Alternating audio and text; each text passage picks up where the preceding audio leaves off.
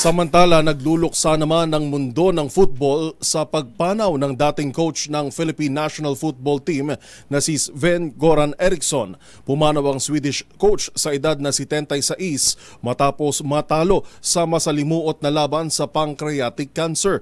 Ang mga detalye sa report ni Mili Borja. Pumanaw na ang dating Ascals head coach at Swedish football manager na si Sven-Goran Eriksson sa edad na 76.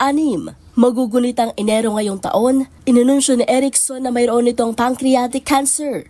At kahapon, inanunsyo ng mismong mga anak nito sa publiko gamit ang kanyang website ang nakalulungkot na balita.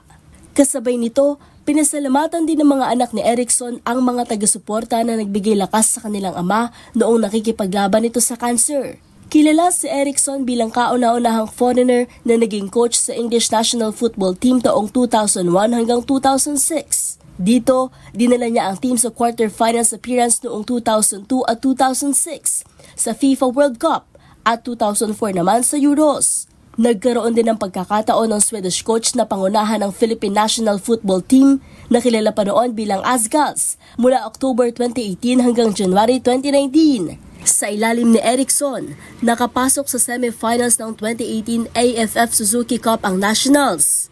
Ngunit natuldukan din ang pagiging coach nito sa Ascals matapos ang winless run noong 2019 AFC Asian Cup. At yan ang mga latest updates sa mundo ng sports. Para sa MBC TV Network News, ito si Mili Borja, una sa Pilipinas, una sa Pilipino.